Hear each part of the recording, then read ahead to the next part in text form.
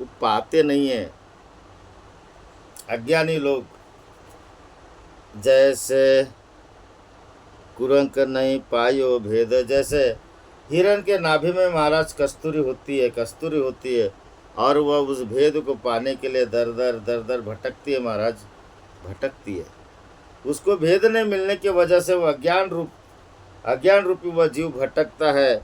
और तन सुगंध ढूंढे परदेश, सुगंध तो उसके तन में नाभि में होते हैं महाराज, उसके शरीर में होते हैं और वो देश प्रदेश में ढूंढती है।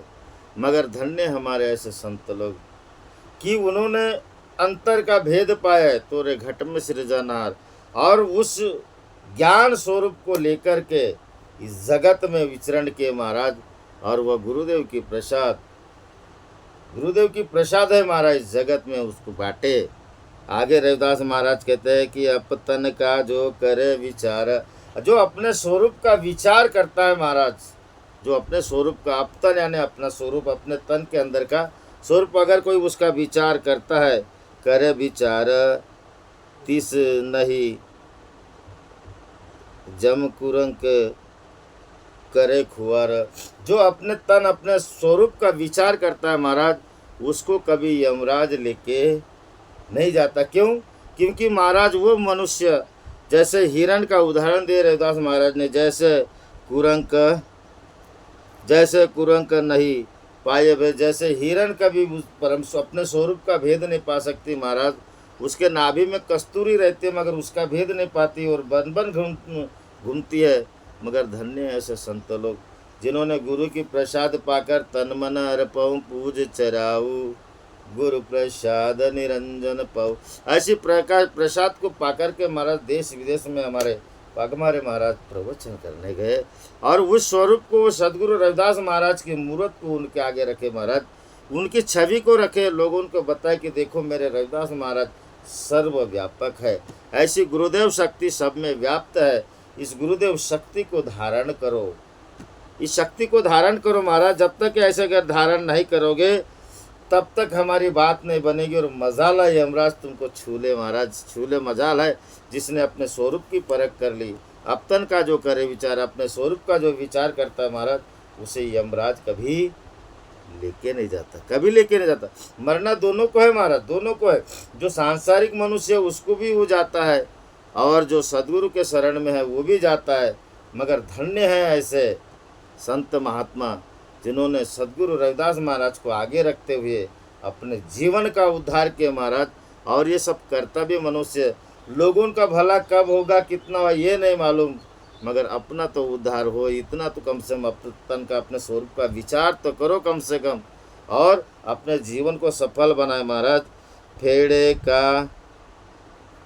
फेड़े का दुख सहे जीव, अगर ऐसा आप नहीं करते हो तो फेड़े मतलब पिछले कर्मों में, विकारों में पड़े हुए रहोगे, और विकारों में पड़े रहोगे तो ये जीव बड़ा दुख पाएगा। इसका विचार करके देखो कितना विकारों में, ग्रस्त में, माया में, सांसारिक विषयों में, काम क्रोध में अगर लपट के रहोगे महाराज, कितना दुख पाओगे। इसका विचार करो। जीव कितना दुख भोगता है जी, कितनी बार अपमानित होंगे, कितनी बार कभी किसी का माने नहीं मिलेगा महाराज। और पाछे किसकी पुकार ही पीऊ, फिर आप जब अंतिम समय आएगा फिर किसे बोलोगे मेरे पीऊ पीऊ, मतलब हे प्रभु मुझे बचा, कौन बचाएगा, कौन बचाएगा महाराज। सीधी सी बात है। तुकाराम महाराज कहते हैं, वाचवी ना तुला देशाचा चौधरी आनिक सोयरी भली भली, चाहे देश का राजा हो वो भी नहीं बचाने वाला महाराज। आनिक सोयरी भली भली, और कोई संगी साथी संबंधी हो, सोयरी यानी बड़े घनिष्ठ मित्रता वाले भी हो, वो भी नहीं बचाने वाला है, वो भी नहीं बचाने वाला है महाराज। क्यों नहीं बचाएंगे? क्योंकि वो सत्ता है ही नहीं महाराज किसी की। आने के समय सत्ता किसी ने की हुई तो जाने के भी समय नहीं होती महाराज। जाने कोई किसी को नहीं बचाता, आया है तो जाएगा। राजा रंग फकीर, एक सिंहासन चढ़ बैठे, एक बांधे जंजीर। तो जंजीर में कौन बंधेगा, कैसे बंधेगा ये भी जानते हो महाराज आप, और सिंहासन में कौन बैठेगा ये भी जानते हैं। इसलिए रविदास महाराज कहते हैं कि फेड़े का दुख सहे जीव, फेड़े यानी विकारों का, पिछले कर्म को, कुछ ऐसे दुष्कर्म करता है मनुष्य विकारों में इसका दुख फिर सहन नहीं होता महाराज, फिर नहीं होएगा सहन। और फिर जब हिसाब देने की बात आएगी, जो किया है उसकी देने की बात आएगी महाराज, तो पाछे किसको पुकार ही पीऊ पीऊ, फिर आप किसे पुकारोगे, किसे पुकारोगे? प्रभु आप मुझे बचा, प्रभु आप मुझे बचा, तो कौन बचाने वाला है महाराज? कोई नहीं बचाने वाला। इसलिए धन्य है वाघमारे साहब, जिन्होंने ऐसी भक्ति की रविदास महाराज की, जोड़ा लोगों को अमृतवाणी से, देश विदेशों में प्रचार किए। उनका ये जो घड़ी का समय था महाराज, कौन भुलाए से भूलेगा? जब एक इंसान नहीं भूल सकता उस जिसकी सेवा किया हो जी, वो भूलेगा क्या? बताइए ना। उनको वो कष्ट हुआ क्या? उस कष्ट से निकल गए महाराज, आगे नीचे दिया है, उस कष्ट से निकल गए। गोविंदे भवजल व्याधि अपारा, बड़ा आवागमन के चक्र का में जो गर्भ से जन्म लेना, ये जो दुख होता है महाराज, भवजल व्याधि अपारा, मतलब इस भवसागर का जो दुख है, ये बड़ा अपार दुख है महाराज। ऐसे भी दुख से जिसकी अपन भक्ति करते परमात्मा की, वो पार लगा देता है महाराज, और वो दुख नहीं आता।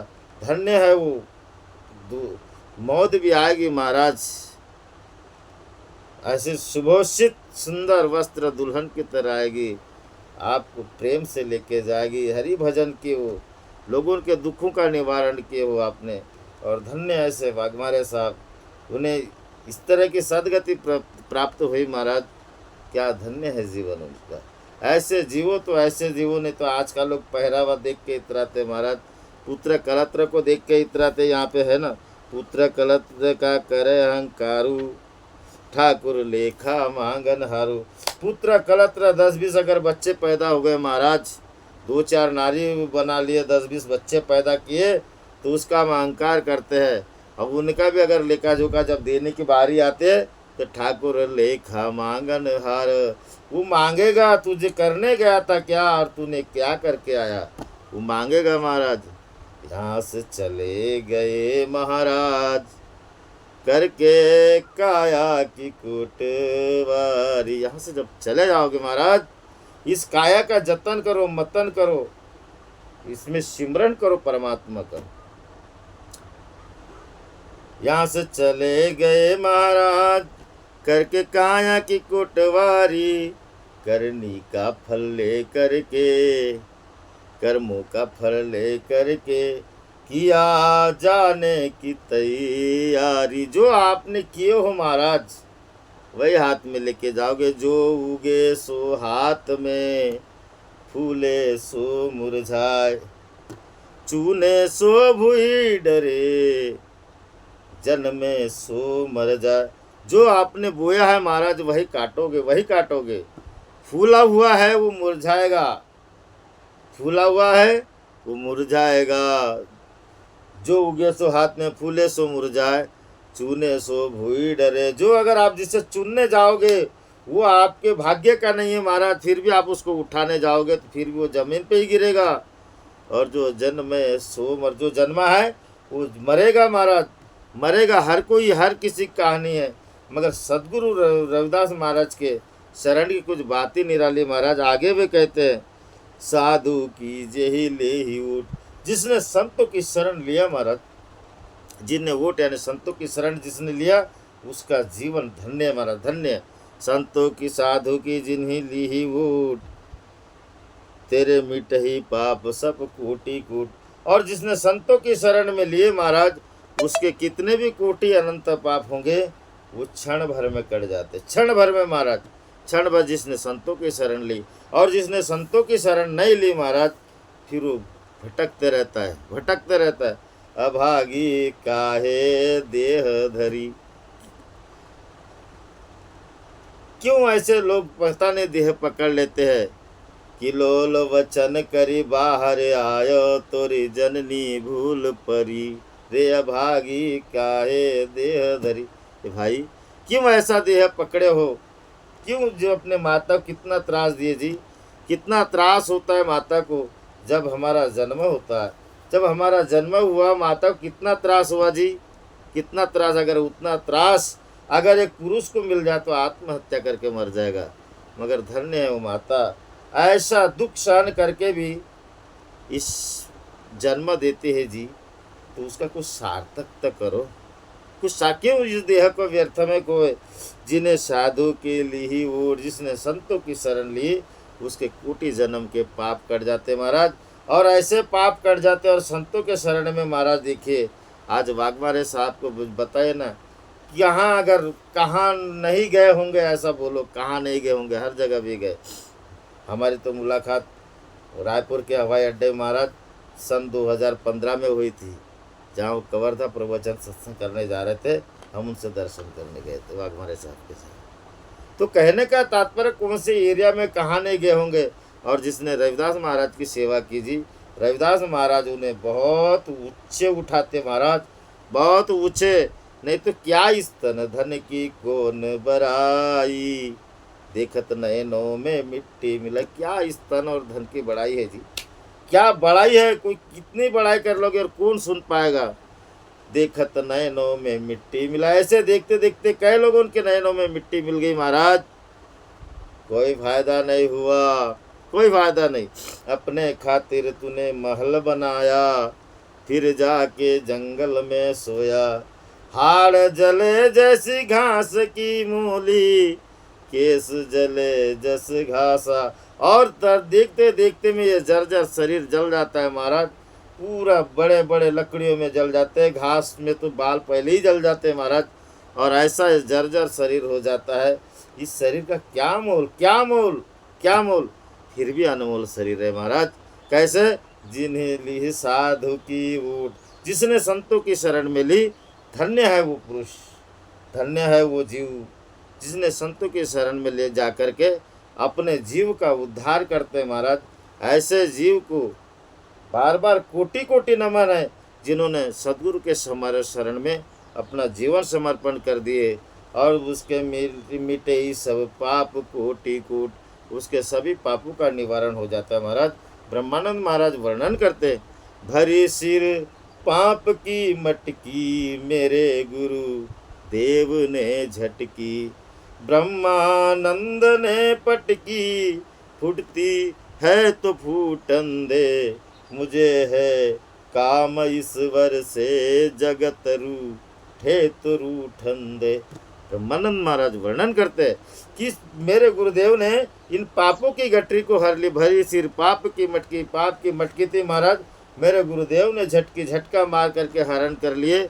और ब्रह्मानंद महाराज कहते कि फिर हमने उस पाप की गठरी को महाराज मटकी को फोड़ दिए। मेरे सदगुरु की ऐसी कृपा हुई कि पाप हमेशा के निकल गए और सदगुरु की शरण में मिल गई महाराज। मुझे है काम ईश्वर से, जगत रूठे तो रूठन दे। और फिर जगत का क्या है महाराज, क्या है जगत का, जगत तो वो है जब तक कि आप हूँ, आपके बारे में कभी किसी ने अच्छा ना सोचेगा ना सोचेगा। संग की नारी तनवर लागी, वह भी भूत भूत परिभागी। जो नारी महाराज अंग से अंग लगा करके जीवन बिताते, वो भी एक दिन भूत से भूत परिभागी। भाई बंधु कुटुंब सहेरा, वह भी लागत कटु सवेरा। जब अंतिम समय आएगा, वह भी आपको एक सुबेरे सुबेरे ऐसे कटु विचारों से महाराज आपका स्वागत करेंगे। ये उचित नहीं है, मगर धन्य है मेरे सद्गुरु रविदास महाराज की जो शरण में है। उसका परिणाम क्या है महाराज, कह रविदास जो जपै नाम। रविदास महाराज कहते हैं जो जपै नाम, जो मनुष्य ऐसे राम नाम को जपाए महाराज, तिस जाति न जन्म न जोनी का। न वो कोई जाति का हो सकता है महाराज, न कभी वो जन्म आ सकता है, न कभी कोई योनि में धारण कर सकता है।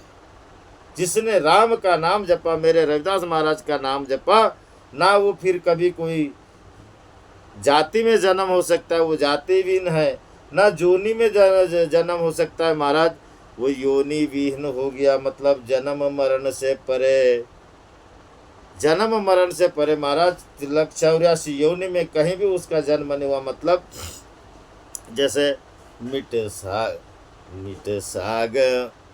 सागरी मिड़ाले, पर तो नहीं आले। जैसे नमक को महाराज आप पानी में डाल दो, पुनः लौट के नहीं आता, ठीक वैसे ही हरि भजन करने से महाराज ये योनि में कभी ये जीव नहीं आता। सतगुरु के शरण में मेरे बेगमपुरा शहर में को नाऊं, जहाँ दुख अंधे ना तीर ठाऊ, जहाँ ऐसे जगह में विराजमान होता है और सदा आनंद भोगता है महाराज, सदा आनंदित रहता है, सदा आनंद, ना दुख अंधोह न तीर ठाऊ। उस बेगमपुरा शहर में न कभी भूगला है, भय है, न चिंता है महाराज, न कोई रोग है, कुछ नहीं है, वहाँ सदा ही आनंद आनंद है। अब खैर सदा मेरे भाई, वहाँ खैर सद मुझे मोही खूब वतन गह पाई, वहाँ खैर सदा मेरे भाई। और ऐसा वतन मिल जाता है महाराज कि वहाँ पे हमेशा खैर मतलब सलामत, आज सुरक्षा, मनुष्य सुरक्षित और सलामत रहता है। ऐसे मेरे रविदास महाराज के नाम का स्मरण करो महाराज, भक्ति करो और बेगमपुर शहर में अपना स्थान बनाइए। और धन्य वाघमारे साहब महाराज ने आज उनको माटी को पुत्रा कैसे नचत है, देखे देखे सुने बोले दौरत फिरत है। आज यही माटी के पुत्र का बड़ा सम्मान और शान और शौकत होगी महाराज। आज कीर्ति गाई जाएगी, श्रद्धांजलि अर्पित करेंगे, बड़े बड़े दूर दूर से देश विदेश से लोग आएंगे और इतना बड़ा सम्मान मिलेगा। लोग तो जीते जी सम्मान नहीं करते, मगर देखिए ऐसे कुछ कर्म होते कि लोग हमेशा आदर और सम्मान से नाम लेते। तो ऐसा कर्म कीजिए महाराज और मेरे रविदास महाराज के भाव विभोर होकर के इस भजन को हमेशा याद रखें महाराज, और अपने जीवन को भी धन्य करें। ऐसे मेरे रविदास महाराज की वाणी में महाराज वो रस है, मनुष्य चलता तो नहीं है, मगर रविदास महाराज की वाणी को जिसने पकड़ा वो रविदास महाराज अपनी उंगली पकड़ के उन्हें चलाते हैं। उंगली पकड़ के, बेटा ये मेरी वाणी है, इसको तू ग्रहण कर, इसको पढ़, इसको समझ, सदगुरु के शरण में जा, और तुझे दुनिया की क्या उंगली पकड़ा दोगे, तू मेरी उंगली पकड़ के चल, तेरा हमेशा जय जयकाल होगा, जयकारा होगा महाराज, जय घोष होगा तेरा। और आज ऐसे वाणी को मेरे संत रविदास महाराज के वाणी को वाघमारे साहब ने देश दुनिया तक लेके गए महाराज, और उनका नाम आज इस धरा में अमर है। बोलिए जगत गुरु सदगुरु रविदास महाराज की जय, सच्चिदानंद सदगुरुदेव भगवान की जय। बोलिए जगत गुरु सदगुरु रविदास महाराज की जय। आवा आश्रम सतनाम सोम ज्योति प्रकाश की जय। बोलिए पूज्य श्री सुखदेव जी महाराज की जय। बोलिए पूज्य श्री सुखदेव जी वाघमारे साहब की जय। जय गुरुदेव धन गुरुदेव महाराज, उनके कातरथ पुनः स्थान की जय। जय गुरुदेव धन गुरुदेव। जो भी बोलने में त्रुटि होगी महाराज, उतना इतिहास नहीं जानता, क्षमा करोगे। जय गुरुदेव धन गुरुदेव।